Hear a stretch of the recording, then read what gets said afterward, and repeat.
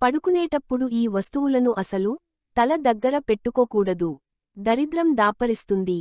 మా వీడియోని చూసే ముందు ఒక లైక్ కొట్టి జై శ్రీరామ్ అని కామెంట్ చేయండి. పడుకునేటప్పుడు తల దగ్గర పొరపాటున కూడా ఈ 6 వస్తువులను పెట్టకూడదు. రాత్రిపూట పడుకునేటప్పుడు లేదా పగటిపూట పడుకునేటప్పుడు అయినా అసలు తల దగ్గర ఈ వస్తువులను ఉంచకూడదు. ఈ వస్తువులను తల దగ్గర పెట్టి పడుకుంటే ఖచ్చితంగా మీరు కష్టాల పాలవుతారు. అలాగే మీకు లక్ష్మీ కటాక్షం తగ్గిపోతుందని సిద్ధశాస్త్రం చెబుతుంది. అంతేకాదు మంచి నిద్ర కూడా పట్టదు. తల దగ్గర ఈ వస్తువులు పెట్టి నిద్రిస్తే చెడు కలలో వస్తాయి. మీ ఒంట్లోకి దుష్టశక్తులు అంటే నెగిటివ్ ఎనర్జీ ప్రవేశిస్తుంది. ప్రతి మనిషికి కూడా నిద్ర అనేది చాలా అవసరం. కష్టమైన సుఖమైన మన జీవితాలకు నిద్ర ఓ విరామ చిహ్నం.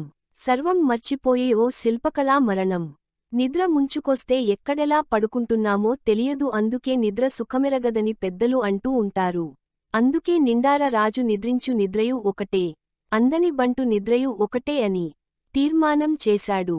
అన్నమయ్య ఆహారం లేకుండా మనిషికి నెలరోజులుపైగా బతికిన సందర్భాలు ఉన్నాయి. కాని నిద్ర లేకుండా 10 రోజులకు మించి బట్ట కట్టిన దాఖలాలు నమోదు కాలేదు. నిద్రపోతున్నప్పుడు జరిగే జీవక్రియలన్నీ శరీరాన్ని దృఢంగా ఆరోగ్యంగా తీర్చిదిద్దే ప్రయత్నం చేస్తాయి.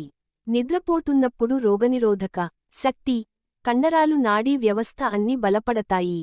మెలకువగా ఉన్నప్పుడు మెదడు చాలా శక్తిని వినియోగించుకుంటుంది. నిద్రలో మెదడు విశ్రాంతి తీసుకోవడం వల్ల లేచిన తర్వాత ఆలోచన విశ్లేషణ, భావోద్వేగాలు లాంటి మానసిక చర్యలు మళ్లీ యథావిధిగా చురుగ్గా సాగి అవకాశం ఉంటుంది.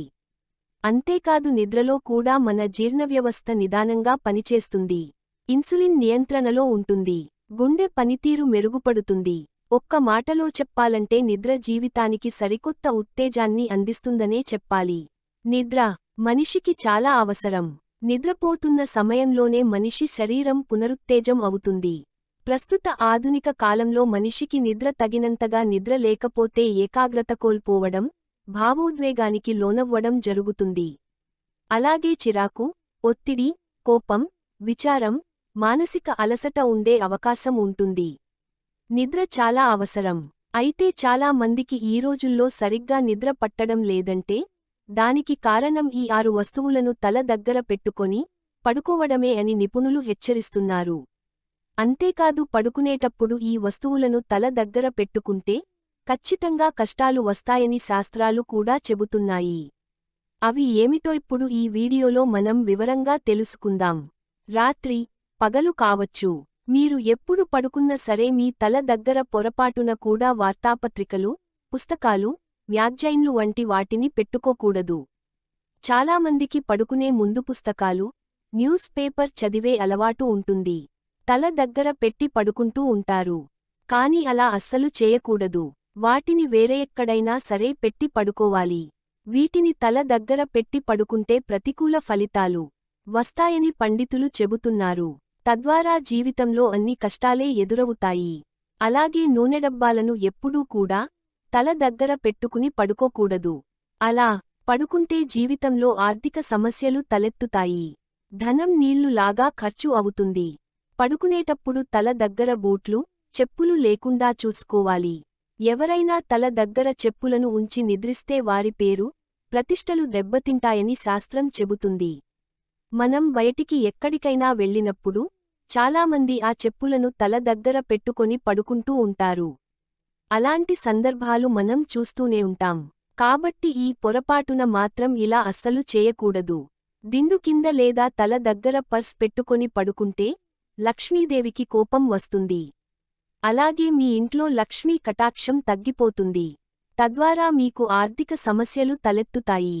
ఇక ఈ రోజుల్లో అందరూ చేసే కామన్ తప్పు ఏమిటంటే సెల్ ఫోన్, ఎలక్ట్రానిక్ గాడ్జెట్స్లను తల దగ్గర పెట్టుకుని పడుకోవడం. ఫోన్ని తల దగ్గర పెట్టుకొని పడుకుంటే సరిగ్గా నిద్ర పట్టదు. చెడు కలలు వస్తాయి. ఆరోగ్యానికి కూడా మంచిది కాదు. రేడియేషన్ వలన హెల్త్ ప్రాబ్లమ్స్ వస్తాయి. సెల్ ఫోన్, ఎలక్ట్రానిక్ గాడ్జెట్లను పెట్టవద్దు. అలా చేస్తే మీరు కోరి కష్టాలు తెచ్చుకున్నట్లు అవుతుంది. అలాగే పడుకునేటప్పుడు తల దగ్గర విడిచిన బట్టలను, ఆహార పదార్థాలను కూడా అస్సలు పెట్టకూడదు. అలా పెట్టడం వల్ల మీకు ఉన్న సంపదలన్నీ తరిగిపోతాయి. భవిష్యత్తులో విపరీతమైన కష్టాలు వచ్చే అవకాశం ఉంది. అందరూ కూడా గుర్తించుకొని ఈ నియమాలను పాటించండి. పడుకునేటప్పుడు పొరపాటున కూడా తల దగ్గర ఈ వస్తువులను అసలు ఉంచకండి. ఏరి కోరి మీ చేతులారా కష్టాలను తెచ్చుకోకండి. పురుషుడు భార్యతో కాకుండా ఏ ఒక్కరితో సంబంధం పెట్టుకోవచ్చు. దాని వలన ఎటువంటి పాపం తగలదు. శాస్త్రాల అనుసారం ఏ పురుషుడైనా కూడా భార్యతో కాకుండా ఒక స్త్రీతో సంబంధాలు పెట్టుకోవచ్చు. ఆ స్త్రీ ఎవరో తెలియాలంటే ఈ చిన్న కథను మీరు వినాల్సిందే. ఒకసారి నారద మహర్షి యమలోకానికి వెళ్తాడు. అక్కడ యమధర్మరాజు సింహాసనం మీద కూర్చుని ఉన్నాడు. ఆయన దగ్గరే చిత్రగుప్తుడు కూడా ఉన్నాడు. నారదుడి రాకను గమనించిన యముడు ఆయనకు ఎదురెళ్ళి స్వాగతం పలికాడు. చిదాసనం చూపించాడు. మీ రాకతో ఈ ధర్మపురి ధన్యమైంది. చాలా కాలం తర్వాత మీరు ఇక్కడికి వచ్చారు. మీ రాకకు ఏదో ఒక కారణం ఉండే ఉంటుంది. ఆ కారణం ఏమిటో చెప్పండి అని నారదుల వారిని యమ ధర్మరాజు అడుగుతాడు. అప్పుడు నారదుడు యముడితో అంటాడు, 3 లోకాలలోని ప్రాణులకు వారి కర్మల అనుసారము వారిని శిక్షించే పని మీది. మీ దగ్గర సమస్త ప్రాణాల యొక్క లెక్కలన్నీ కూడా ఉంటాయి. పాపాత్ములను మీరు నరక లోకానికి పంపిస్తారు. పుణ్యాత్ములను స్వర్గలోకానికి పంపిస్తారు. సమస్త ప్రాణుల యొక్క పాపపుణ్య కర్మ ఫలితాలు మీ దగ్గర ఉన్నాయి. నేను మీ దగ్గరకు ఒక విచిత్రమైన ప్రశ్నను తీసుకొని వచ్చాను. మీరే ఈ ప్రశ్నకు సమాధానాన్ని చెప్పండి అని నారదుడు అంటాడు. అప్పుడు యముడు ఆ ప్రశ్న ఏమిటో నన్ను అడగండి అని యముడు అంటాడు. అప్పుడు నారదుడు ఒక పురుషుడు వివాహం చేసుకున్న భార్య ఒక్కదానితోనే సంబంధాలు పెట్టుకోవాలా లేదా వేరే స్త్రీలతో కూడా సంబంధాలు పెట్టుకోవచ్చా? ఎందుకంటే ఈ రోజుల్లో చాలామంది భార్య ఉన్నా కూడా పర స్త్రీలతో అక్రమ సంబంధం పెట్టుకుంటున్నారు. ఇది పాపం కదా. అటువంటి మనుషులకు నరకంలో శిక్షలు వేయరా? ఈ విషయంలో శాస్త్రం ఏం చెబుతుంది? పురుషుడు అనేక వివాహాలు చేసుకోవచ్చా? నారదుడు యముని వినయంగా అడుగుతాడు. అప్పుడు యముడు నారదుడితో సమస్త మానవ కళ్యాణం కొరకు మీరు చాలా మంచి ప్రశ్నను అడిగారు. ఈ ప్రశ్నలకు సమాధానం తెలియాలంటే నేను ఒక చిన్న కథను చెబుతాను విను అని అంటాడు. ప్రాచీన కాలంలో మధ్య దేశంలో మాహిష్మతి అనే ఒక నగరం ఉంది. ఆ నగరానికి రాజు ధర్మపాలుడు. ధర్మపాలుడు న్యాయాన్ని ప్రేమిస్తూ ఉండేవాడు. ఆ రాజ్యంలోని ప్రజలందరూ కూడా ఆయన న్యాయ పరిపాలన వలన చాలా సంతృప్తిగా ఉండేవారు. రాజుగారు రాజ్యంలోని ప్రజలను చక్కగా చూసుకుంటూ ఉండేవారు. ప్రజల యొక్కన్ని అవసరాలను కూడా చాలా జాగ్రత్తగా తీరుస్తూ ఉండేవారు. రాజుగారికి సుకన్య అనే ఒక భార్య ఉంది. ఆమె చాలా అందంగా ఉండేది. అత్యంత గుణవంతురాలు. ఆమె పతివ్రత స్త్రీ. వారు చాలా యజ్ఞాలను దానధర్మాలను చేసేవారు. గాని ఒకే ఒక కారణం వలన రాజు రాణి రాజ్యంలోని ప్రజలు బాధపడుతూ ఉండేవారు. ఆ కారణం ఏమిటంటే రాజుగారికి సంతానం లేదు. దానివల్ల రాజుగారు ఎప్పుడూ దిగులుగా ఉండేవారు. ప్రజలు కూడా రాజు బాధను చూడలేకపోయేవారు. ఎన్ని ప్రయత్నాలు చేసినా రాజుగారికి సంతానం కలగలేదు. ఎంతమంది వైద్యులను కలిసిన, ఎన్ని పరిహారాలు చేసినా, ఎన్ని వ్రతాలు చేసినా, దానధర్మాలు చేసిన ఫలితం లేదు. ఒకరోజు ప్రజలందరూ రాజు దగ్గరకు వచ్చి, మహారాజా, మీరు పుత్రప్రాప్తి కోసం ఇంకొక వివాహం చేసుకోండి అంటారు. కాని రాజు మాత్రం ప్రజలు చెప్పిన మాటలను వినలేదు. రాజుకు సుకన్య మీద చాలా ప్రేమ ఉంది. రాజుగారు తన భార్య మనసును బాధపెట్టాలని అనుకోలేదు. శాస్త్రాలపరంగా ఏ పురుషుడైనా ఒకే స్త్రీతో తన జీవితాన్ని పంచుకోవాలి. భార్య ఉండగా ఎప్పుడూ కూడా పరాయి స్త్రీల వద్దకు వెళ్ళకూడదు. ఒక పురుషుడితో కలిసి ఇద్దరు స్త్రీలు సుఖంగా ఉండలేరు. ఏ పురుషులైతే భార్య ఉండగా ఇతర స్త్రీలతో సంబంధాలు పెట్టుకుంటారో వారికి ఘోర పాపం తగులుతుంది. ఖచ్చితంగా అలాంటి వారు నరకానికి వెళతారని రాజు నమ్మేవాడు. ఒకరోజు ప్రజలందరూ రాణి దగ్గరకు వెళ్లి ఆమె మీదాగ్రహాన్ని చూపుతారు. రాజును రెండో పెళ్లి చేసుకోకుండా ఆమె ఆపుతుందని తిడతారు. రాజుగారి దగ్గరకు వెళ్లి, స్వామీ, మీరు దయచేసి రెండవ వివాహాన్ని చేసుకోండి. మన రాజ్యానికి భవిష్యత్తులో యువరాజు అవసరం చాలా ఉంది అని అంటుంది. కాని రాజు మాత్రం రాణి చెప్పిన కూడా రెండవ వివాహానికి అంగీకరించడం.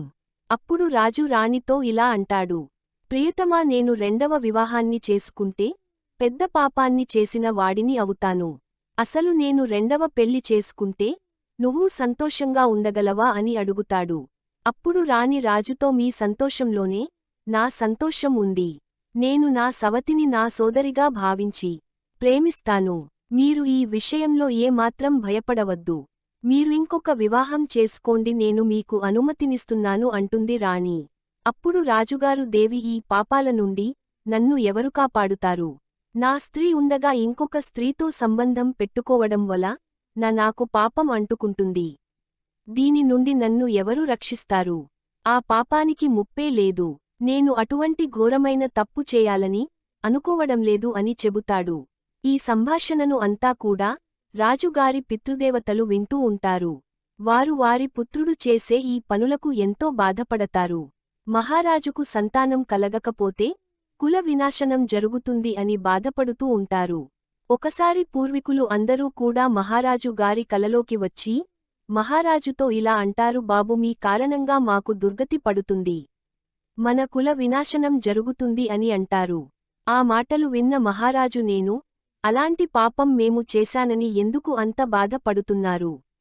నాకు కారణం తెలిస్తే మీ దుఃఖాన్ని తొలగించే ప్రయత్నం చేస్తాను చెప్పం డి అని పూర్వీకులను రాజు అడుగుతాడు. పూర్వీకులు ఇలా అంటారు, మా దుఃఖానికి ఒకే ఒక కారణం ఉంది. మన వంశంలో ఆఖరి మగపిల్లాడివి నీవు. నీకు మగసంతానం కనుక కలగకపోతే మన వంశం ఇక్కడితో అంతరించిపోతుంది. నీతో పాటు మేము కూడా నరకానికి వెళ్లవలసి వస్తుంది. అందువల్ల నీవు ఇంకొక వివాహం చేసుకో. తద్వారా నువ్వు ఒక కొడుకుని సంతానంగా పొందు. నువ్వు పుత్ర ప్రాప్తి కోసం ఏదో ఒకటి చెయ్యి అని పితృదేవతలు రాజుకి చెబుతారు. కాని వారు చెప్పిన రాజుగారు రెండో వివాహం చేసుకోవడానికి ఒప్పుకోలేదు. ఇక చేసేదేమీ లేక పితృదేవతలు అందరూ కూడా కలిసి యమధర్మరాజు దగ్గరకు దుఃఖంతో వెళ్లి, యమధర్మ రాజా, మీరే మా వంశాన్ని రక్షించాలి. మా పుత్రుడికి సంతానం లేదు కనుక మీరు వెళ్లి మా పుత్రుడిని రెండో వివాహం చేసుకోమని ఆజ్ఞ ఇవ్వండి అని అడుగుతారు. అప్పుడు యువ ధర్మరాజు వారితో, మీరు ఏమి బాధపడకండి, సంతానం కలిగేలాగా ప్రేరేపిస్తాను అని చెప్పి యమధర్మరాజు సాధువు రూపంలో రాజుగారి దగ్గరకు వెళ్తాడు. ఆ సాధువు రాగానే ధర్మపాలుడు అయిన రాజు సంతోషంగా ఆయనను ఆహ్వానించి గౌరవ మర్యాదలు చేస్తాడు. మహాత్మా, మీరు ఎవరు? ఎందుకు అసలు ఆ రాజ్యానికి వచ్చారు? మీ ముఖం చాలా తేజవంతంగా ఉంది. మీరు పెద్ద తపస్విలాగా కనిపిస్తున్నారు అని అడుగుతాడు. అప్పుడు ఆ సాధువు రాజుతో ఇలా అంటాడు, నేను యమధర్మరాజును. మీ పూర్వీకుల ప్రార్థన చేయడం వల్ల నేనే స్వయంగా మీ వద్దకు వచ్చాను. నీకు పుత్రుడే లేకపోతే నువ్వు దుర్గతి పాలవుతావు. నీకు మోక్ష ప్రాప్తి కలగదు. మోక్షం కలగాలంటే తప్పక పుత్ర సంతానం ఉండాలి అంటాడు యమధర్మరాజు. అప్పుడు రాజు, యమధర్మరాజా, నాకు వివాహం జరిగిపోయింది. నాకు ఒక భార్య ఉంది. సంతానం కోసం ఇంకొక వివాహం చేసుకుంటే నాకు పాపం తగులుతుంది. యమధర్మరాజు, నీ ధర్మపాలనను, నీ నియమానిష్టలను నేను చాలా మెచ్చుకుంటున్నాను. కాని నీకు తెలియని విషయానికి ఏమిటంటే రెండవ వివాహాన్ని చేసుకోవచ్చు, ఎలాంటి పాపం లేదు. ఎవరి భార్య అయితే భర్త ఇంకొక వివాహం చేసుకోవడానికి అనుమతిని ఇస్తుందో అటువంటి వారు తప్పక రెండవ వివాహం చేసుకోవచ్చు. అందులో ఎలాంటి తప్పులేదు. సంతానం కలగకపోతే భార్య అనుమతి తీసుకుని రెండవ వివాహం చేసుకోవచ్చని యమధర్మరాజు చెబుతాడు. యమధర్మరాజు చెప్పడంతో రాజు వెంటనే ఆయనకు ధన్యవాదాలు చెబుతాడు. తర్వాత ధర్మపాలుడు తన భార్య దగ్గరకు వెళ్లి రెండవ వివాహం కోసం అనుమతిని కోరతాడు. రాణి సుకన్య వెంటనే అనుమతిని ఇచ్చేస్తుంది. దాంతో రాజుగారు ఇంకొక స్త్రీని వివాహం చేసుకుంటారు. ఆమె ద్వారా చక్కటి పుత్రుడికి రాజుగారు జన్మిస్తారు. పితృదేవతలు ఇదంతా చూసి ఎంతో సంతోషిస్తారు. ధన్యవాదాలు తెలుపుతారు. భార్య అనుమతి తీసుకొని ఇంకొక పెళ్లి చేసుకోవచ్చు. పెళ్లి చేసుకోకుండా మాత్రం సంబంధాలు అసలు పెట్టుకోకూడదు. అలా చేస్తేనే ఎటువంటి పాపం వారికి తగలదు. అలా కాకుండా భార్య అనుమతి లేకుండా అక్రమంగా వేరే స్త్రీతో సంబంధాలు పెట్టుకుంటే మాత్రం ఖచ్చితంగా నరకంలో పడతారు. అలాంటి వారికి శిక్షలు కూడా చాలా కఠినంగా ఉంటాయని యముడు నారద మహర్షికి వివరిస్తాడు. ఈ వీడియో కనుక మీకు నచ్చినట్లయితే ఒక లైక్ చేసి మీ ఫ్రెండ్స్కి షేర్ చేయండి. అలాగే మా కొత్త వీడియోస్ మీకు వెంటనే చేరాలంటే మా ఛానల్ని సబ్స్క్రైబ్ చేసుకోండి.